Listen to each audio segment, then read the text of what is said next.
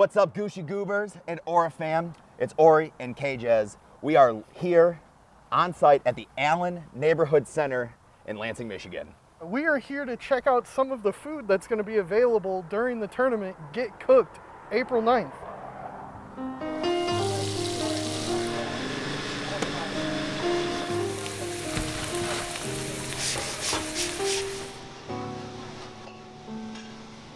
We are about to enjoy ourselves so much.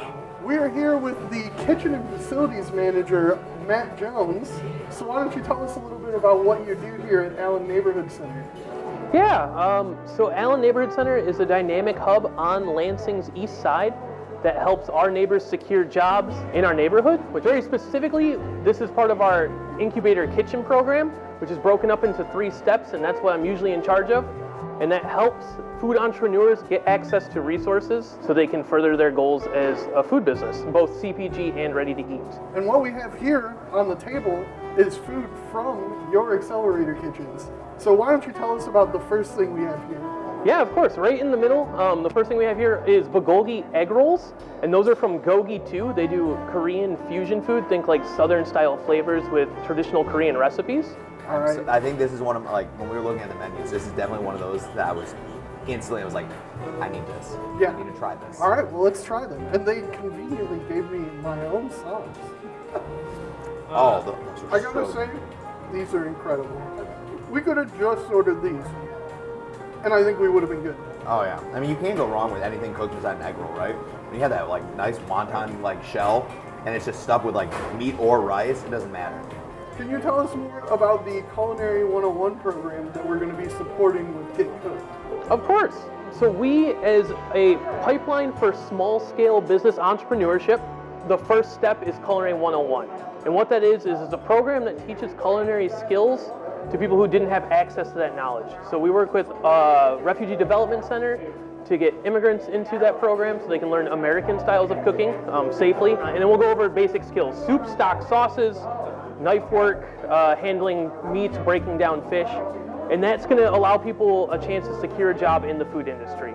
With those as well, we do workers' rights, soft skills, resume writing, and conflict resolution as well. That's the first step in our pipeline to food entrepreneurship. Hopefully they go out and they get jobs with restaurants in the areas. We set them up with internships with some of our local restaurants as well, just down the street.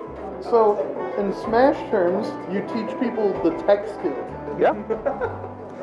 The next dish you have in front of you is the La DIOSA salad, and that's from Tantai Peruvian. There are only 2 Peruvian restaurants in the state of Michigan, one in Detroit and one here. This is a vegan salad. It is kale, lentils, barley, and tomato, and it has a tahini lemon dressing. The dressing on this is actually phenomenal. Like, You might not imagine that I'm a salad guy, but this bangs. This bangs. I could eat like a huge bowl of this just on my own right now. If I didn't have so many other amazing dishes to go sample through, Yeah. I would have just like instantly devoured this. I don't think we're going to be finishing every single dish that we have here, but taking a few bites, because I think if we finish every single one of these, we will be on the floor by the end of this video. So we have Smoothie Queen, which is all non-dairy fruit-based smoothies. I say that, however, some of the special ones have dairy. As you can see right here, this almost milkshake-style Girl Scout cookie smoothie. One of the cool things is that she doesn't compromise by using canned fruits for her products. They're all whole, fresh fruits. That gives that extra Yeah, kick. you can really tell the fresh flavor. I mean, you can just see like that, the strawberries and the banana Yeah, that's the glued. artistic design. It's glued to the side of your cup. And this is just like, for anybody who's got like an insane sweet tooth, this. This is it. Nice. All right, we're here with Yaya from Golgi 2. So tell us a little bit about this dish we have in front of us. This one is the beef bulgogi, so it's a beef stir fry. Okay. Our whole menu is Korean, but not traditional Korean, so it has a southern flair. Okay. So we took my mother-in-law's recipes and we put a lot more flavor in everything because we lived in like Atlanta, Mississippi. We've been down south for a long time, so we decided to just add some, Okay. Yeah, flair that to sounds it. really unique. I feel like when you kind of like get that kind of like slight cross pollination of like different like cultures, the food gets elevates so much. I mean, Korean food in general is already very flavorful. Yeah. But when you add some southern flair to it, how can it's just gonna be even better? It's just a win-win, you know? Exactly. Yeah. Well, we already Eyeball. had the egg roll, which is the same stuff, right? Yeah, so the egg rolls do come in beef or chicken. Sometimes the bulgogi, we have a vegetarian option too. So it's a portobello mushroom stir fry, it's really good. Then we just put it in the egg roll. So it's a whole meal in one. This is really good. It's got like a unique set of spices to it, but Yeah. it's not too hot or anything. Very mild. Yeah. Very mild. And can you tell us a little about how Allen Neighborhood Center has helped your business? Yeah, so we started in the incubator kitchen a little over a year ago. It really just helped us get on track with like the learning process of becoming. Because clearly we came in this new, we didn't really have any experience or anything. I cook at home, but that's as far as it Yeah, goes. you get to figure out how a kitchen works. Get to figure it out. That's like the biggest jump. Like it really helped us in that. And then we were invited to do the accelerator kitchen, and that has just helped us tremendously. Like we really taken off. You know, we got clientele that come, customers, they're regulars, and it's really just helped continue learning how to grow to get to the next stage. Everything so far that we've had from your kitchen, I've absolutely loved. A+. I'm so excited to try this chicken. Let's move on to it? Yeah, let's have it while she's still here. Wow. Yeah, the chicken is like, Whoa. yeah. That's You feeling that? Yeah. That there's so much flavor that just like just exploded in my mouth. Yeah, not just the flavors, but it's also really tender and juicy, which is great. Like sometimes when you get chicken stir fry, they like either it gets a little overcooked or they cut it really thin. But these are still like pretty thick bites, so you still get like that juiciness of the chicken. So it's really good. Yeah. I'm glad you like that. Yeah, I'm loving it. That is a fan favorite. Yeah, The yeah, I chicken can bulgogi. definitely see that. Yeah, you know, most people are used to just the traditional beef bulgogi, but we have chicken bulgogi. It's different, so it's a hit. And it's really bulgogi. It really just comes down to it's typically just the sauce. Yeah. And then it's bulgogi, like is that sweet, nice, like almost teriyaki-like sauce over like a thin cut of beef. Thank you for joining us Yes. today. We No appreciate problem. it, and Thank all you. the food is delicious. Thank you. I look forward to seeing everybody else come by and check Gogi 2 out. Awesome. We'll All see right. you on April 9th. All right, yeah. Gogi 2 will be one of the kitchens in the area right inside the venue. Yeah. And you'll be able to order from their menu directly at the venue. There's just gonna be this constant supply of gogi going into my system. Oh, yeah. It's gonna be great. Good. That's good. That's what I'm looking forward to, you know? Yes, exactly. All right, thank you so much. Thank you. Okay, we're here with Jose from Tantai. Why don't you tell us a little bit about your cuisine and then what we're eating? All right. So the cuisine that we serve at Tantai is Peruvian cuisine. We're the second Peruvian restaurant in the whole state of Michigan and the only ones in mid-Michigan area. So the stir fry is called pollo saltado, which translates to jumping chicken. And the reason why that's the name is because we cook it on a wok. So, you know, you want that hot wok, get that smokiness inside, and then like literally, you know, fireballs. So it's a dish that's a tribute to that Asian migration that I was telling you about, right around the gold rush era here. That's around the same time when we had our first Asian migrations. And today, Peru is the Latin American country where you find the most Asian influence. It's a lot of ingredients that, you know, we know of, but just put in a different way. Yeah. We'll start with the sauce. The sauce is ají amarillo, ginger, and basically garlic. We combine them both. Ají amarillo is a native yellow Peruvian pepper from Peru. When you see the green onions, like that's basically, you know, other than the technique of cooking it in a wok, that's that Asian influence. The tomatoes, I think, is a European influence. You know, we were colonized by the Spanish, and we had, you know, European migrations after that. So it's kind of like a mixture of all of those. Yeah. This is excellent. There's a lot of flavors here that I'm not really used to that work really well together. Yeah. The vegetables are, I think, the best highlight about this right now, actually. I almost just could eat a vegetable stir fry in this sauce. This is unreal. Now, we were told something about drinking. Yes, you guys, if you guys want to become more Peruvian today, drink the juice. Drink the juice. Drink the juice, for sure, for sure. Okay. After you guys eat the ceviche.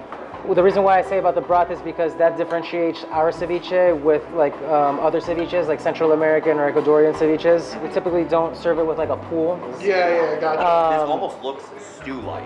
in It a way. almost does. So No. the ceviche here is red snapper. I choose red snapper because I like my ceviche a little bit more meatier.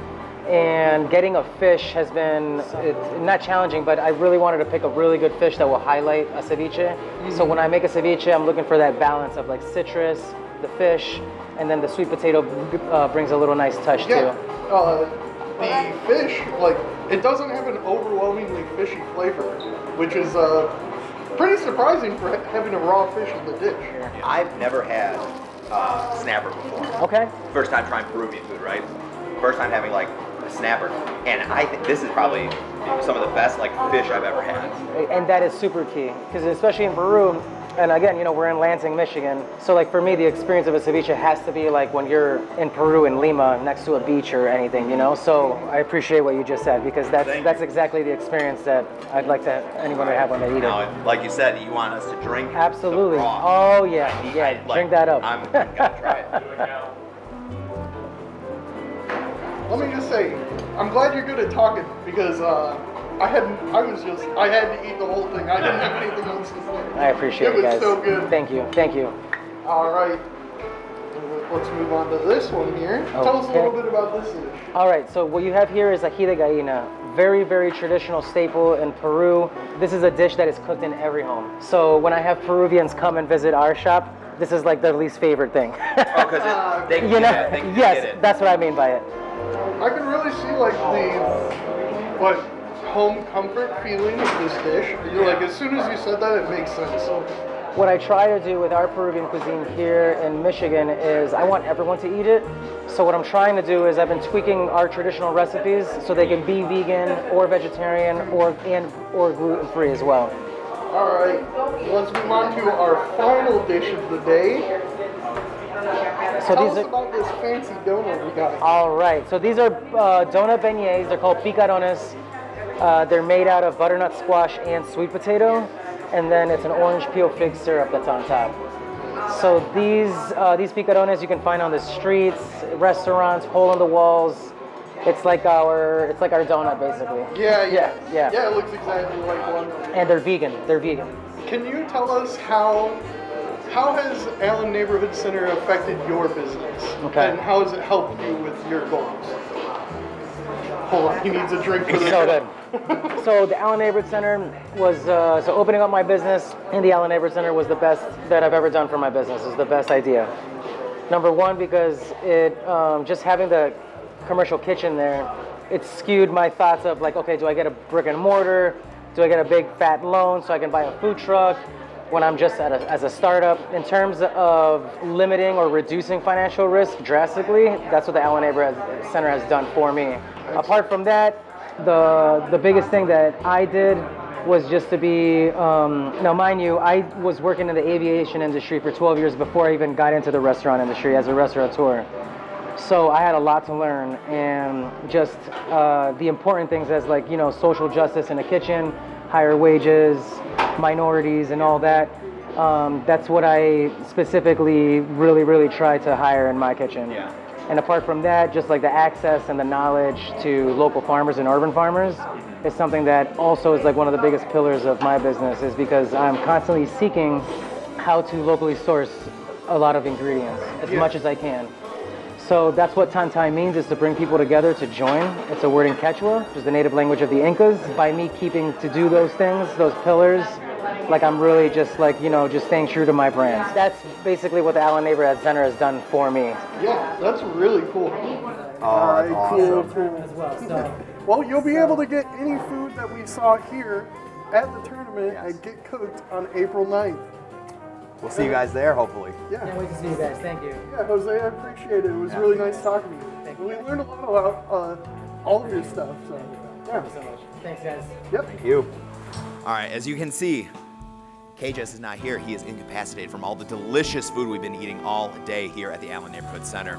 If you guys want to try all the delicious food and have a good time playing some Smash Bros for a charity event, come on out to Get Cooked on April 9th.